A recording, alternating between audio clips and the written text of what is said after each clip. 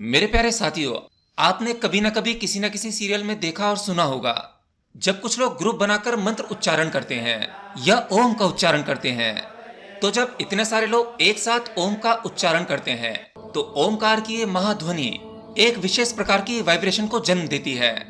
और इस ध्वनि की ऊर्जा इतनी जबरदस्त होती है कि ये हमारे शरीर के मानसिक और शारीरिक स्थल पर जितनी भी अशुद्धियां होती हैं, हमारी चेतना की जो अशुद्धियां होती हैं, उन सबको निकालकर बाहर फेंक देती है। मैं इस बात पर श्योर हूँ कि आप में से ज्यादातर लोगों ने कभी भी ग्रुप में बैठकर ओम का उच्चारण नहीं किया होगा। हाँ, शायद आपने अकेले जरूर ट्राई किया हो, परंतु ओम का उच्चारण ग्रुप में करने से, इतने लोगों की ओम की वाइब्रेशन एक साथ मिलने से आप सहजता से उस ओम की ध्वनि से जुड़ सकते हैं। इसलिए ओम का उच्चारण ग्रुप में करने से बहुत जल्दी और सरलता से लाभ मिलता है। जैसे ये ध्वनि अगर आप अभी सुनते हैं, तो आपको कुछ ही सेकंड्स में अपने अंदर एक जबरदस्त वाइब्रेशन फील होगी, एक एनर्जी फील होगी और आप शांत और बहुत अच्छा महसूस करेंगे। जरा इसे एक बार सुनिए।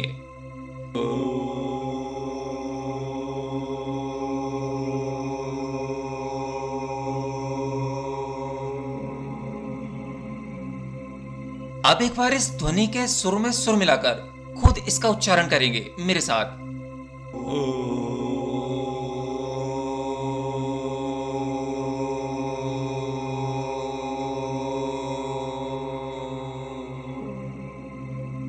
एक छोटा सा रिजल्ट देखने के लिए आप इसे सिर्फ 1 मिनट करके देखें, 60 सेकेंड।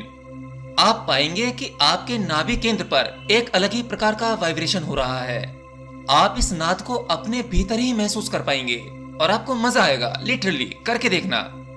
एक साधक जब योग और ध्यान की गहराइयों में उतरता है, तो वह कई प्रकार की ध्वनियां सुनता है। जैसे जैसे आप ध्यान में गहरा उतरते जाएंगे, अपने भीतर की समझ को डेवलप करते जाएंगे, वैसे वैसे आपके लिए बाहरी जगत धुंधला होने लगेगा। बाहरी जगत की आवाजें आपको नहीं सुनाई देंगी। जब आप अपने भीतर ध्यान केंद्रित करते हैं, तो आपका ध्यान आपको अपने भीतर का ही ज्ञान देने लगता है। अपने भीतर की आवाजें सुनाई देने लगती हैं। ध्यान की गहराई के हर एक चरण में आपको अलग प्रकार की ध्वनि सुनाई देगी। और जैसे ही आप ध्यान के अंतिम चरण में पहुंचते हैं, तब आप उस परब्रह्म की ध्वनि को सुनते हैं। देखिए, जब हम बात करते हैं हमारे प्राचीन शास्त्रों की, उपनिषदों की, धर्म ग्रंथों की या फिर वेदांत की, तो आपको इन सब में एक सिमिलैरिटी अवश्य मिल जाएगी, और वो यह है कि सत्य तो सिर्फ एक ही है, पर जिन ज्ञानियों ने उस सत्य को जाना है, वो उसे अलग अलग तरीकों से हमारे सामने रखते हैं। इसका एक एग्जाम्पल आप अभी भी समझ सकते हो। उस परम सत्य को कोई प्रकृति में ढूंढता है, कोई भक्ति में ढूंढता है, कोई ध्यान में ढूंढता है, कोई योग अभ्यास में ढूंढता है, कोई मंत्र उच्चारण में ढूंढता है, तो कोई ऐसा स्थान चाहता है जहां उसके अलावा कोई ना हो। केवल वो अकेला एक पेड़ के नीचे प्रकृति के साथ शांत बैठकर उस परम सत्य को ही ढूंढ रहा है। वो अपने सभी सामाजिक सवालों से परेशान होकर इस सांसारिक दुनिया से ऊबकर कुछ ऐसा ज्ञान चाहता है जो उसे इन सभी झंझटों से दूर कर दे। आपका स्वभाव कैसा है? आप उस सत्य को कैसे देखते हैं? अर्थात जब आपको वो सत्य जानने की प्यास जगती है, तो आपका वो तरीका क्या है? आप हमें कमेंट बॉक्स में लिखकर जरूर बताना। एनीवे, टॉपिक पर आते हैं। तो सत्य को पाने के तरीके हजारों हैं, पर लक्ष्य केवल एक ही है। मैं ध्यान के स्टेजेस तथा उनकी गहराइयां क्या क्या होती हैं, क्या क्या लेवल्स होते हैं, इसके बारे में पहले भी कई बार बात कर चुका हूँ। उन सब में से एक स्टेज को समझाना और समझ पाना थोड़ा सा मुश्किल हो जाता है। वो है समाधि। समाधि एक ऐसी स्थिति है जहां साधक को प्योर कॉन्शियसनेस का एहसास होता है। समाधि ये आपकी स्थिति नहीं हो सकती, क्योंकि आप अपने आप को शरीर मानते हैं या फिर मन मानते हैं। समाधि इस शरीर और मन के पार की स्थिति है। तो खुद को मैं समझते हुए समाधि को कभी नहीं पाया जा सकता। और मैं से मेरा अर्थ है हर प्रकार का अहंकार। जब सभी प्रकार के ईगो खत्म होने लगते हैं, तब एक सूक्ष्म ईगो जन्म लेता है। वो है स्पिरिचुअल ईगो। समाधि पाने के लिए वो भी नहीं चाहिए। जब तक आपका पूर्ण समर्पण नहीं होगा, आप समाधि कभी नहीं पा सकते। पर बहुत से लोगों ने समाधि की स्थिति को ध्यान के बल पर पा लिया, बहुतों ने योग के बल पर पा लिया, और कुछ भक्तों ने अपनी भक्ति के दम पर पा लिया। तरीके हजारों हैं। उनमें से एक तरीका यह भी है, ध्वनि। जी हाँ, ध्वनि भी आपको अपने साथ बहाकर वहां तक ले जा सकती है। तो इस ध्वनि को कहते हैं नाद या नाद ब्रह्म ध्वनि। तो नाद क्या है? नाद एक प्रकार का प्रवाह है, जैसे नदी बहती है। प्रकृति में हवा निरंतर बह रही है, उसी प्रकार से ध्वनि भी प्रवाह है। अर्थात जब कोई साधक ध्वनि के जरिए उस ब्रह्मांडीय चेतना से मिलन करता है, इसी क्रिया को नाद योग कहते हैं। आपने इसे अपनी डे टू डे लाइफ में भी देखा होगा। जब आप कभी कभी डिसअपॉइंट हो जाते हैं, आपको किसी प्रकार का दुख होता है, आप नेगेटिविटी से भरे होते हैं। ये उन लोगों के साथ अधिक होता है जिन्हें प्यार में धोखा या चोट मिल जाती है, जिनका प्यार सफल नहीं हो पाता। ऐसे में वो कई बार सहारा ले लेते हैं संगीत का।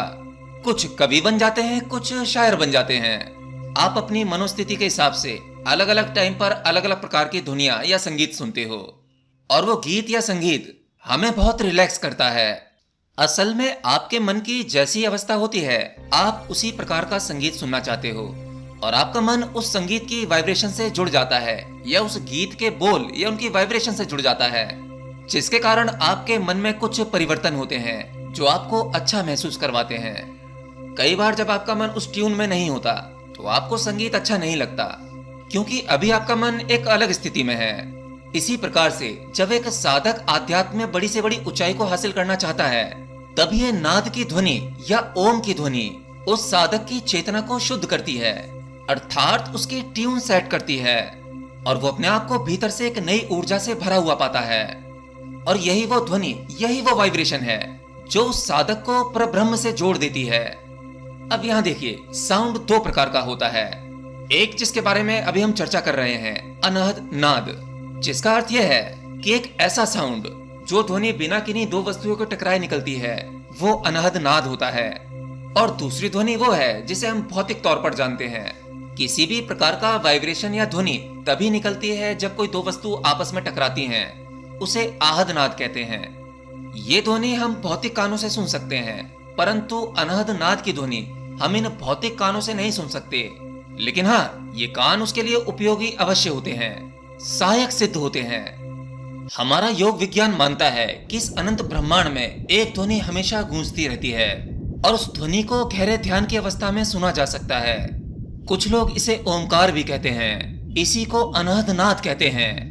अगर आपने वाइब्रेशन के लॉ के बारे में पढ़ा है तो आपको यह तो पता ही होगा कि इंसान के डीएनए से लेकर बैक्टीरिया और कीड़े तक, पृथ्वी से लेकर सौरमंडल और अनंत आकाश गंगाओं तक, और छोटे तारों से लेकर ब्लैक होल तक, हर एक चीज की अपनी ध्वनि और वाइब्रेशन होता है। अर्थात ये पूरा का पूरा ब्रह्मांड निरंतर एक प्रकार की विशेष ध्वनि के साथ गुनगुनाता है। ये अनंत ब्रह्मांड का संगीत है। तो जब हम इस ब्रह्मांड की ध्वनि को पकड़ सकते हैं और उस ध्वनि को गुनगुना सकते हैं, अपने ही अंदर फील कर सकते हैं, तो हम इस अनंत ब्रह्मांड से जुड़ भी सकते हैं। जरा इमेजिन करके देखो, जब आपको इस संसार में छोटी से छोटी या कोई बड़ी उपलब्धि मिल जाती है तो आपकी खुशी का ठिकाना नहीं होता। पर जब एक नाद योगी गहरे ध्यान में अपने भीतर प्रवेश करने के बाद उस अनंत ब्रह्मांड की ध्वनि से जुड़ता है, उस परब्रह्म नाद से जुड़ता है, और जब वो एक बार इसका स्वाद चख लेता है, तब वो अनंत समय तक उसी में रहना चाहता है। खुशी का तो एक मेजरमेंट हो सकता है, परंतु आनंद का कोई मेजरमेंट नहीं है। शायद आपको पता नहीं होगा, साउंड एक प्रकार की औषधि है जो हमारे इस भौतिक शरीर और मानसिक स्थिति को ठीक करती है। भौतिक शरीर का दुख तो फिर भी केवल तब तक रहता है जब तक शरीर में वो परेशानी है, पर जब हम मानसिक रूप से पीड़ा भोगते हैं, वो कभी भी ताजा हो जाता है। और ध्वनि वो औषधि है जो दोनों ही परिस्थितियों को ठीक कर सकती है। बस आपको अपनी भीतरी ध्वनि से, ब्रह्मांड की ध्वनि से ट्यून करना आना चाहिए। ध्वनियों की ये अनंत दुनिया बहुत सूक्ष्म रूप से कंपन करती है, जो साथ ही साथ अनंत शांति से भरपूर है। तो अब सवाल ये उठता है कि हम जैसा एक साधारण सा साधक इस ध्वनि से कैसे जुड़ सकता है। तो आप किसी भी एक आरामदायक आसन में बैठ जाएं, जो भी आसन आपके लिए सहज हो। अपने कानों को अंगूठों से बंद कर लें। 1 महीने तक प्राणायाम का अभ्यास करें, वही प्राण ऊर्जा यानी हमारे सांसों वाला। इसके ऊपर मैंने बहुत सी वीडियो बनाई हैं, आप उनमें जाकर चेक कर सकते हैं। उसके बाद इस प्रयोग को कंटिन्यू करें और अपने भीतर की आवाज सुनने का प्रयास करें। उसके बाद आप हर एक ध्वनि को सुन पाएंगे। मेडिटेशन का कोई भी प्रयोग करने से पहले एक बात का ध्यान रखें, सांसारिक विचारों का त्याग करना है, अपनी वासनाओं पर नियंत्रण रखना है। केवल अपना ध्यान उस ध्वनि पर केंद्रित करो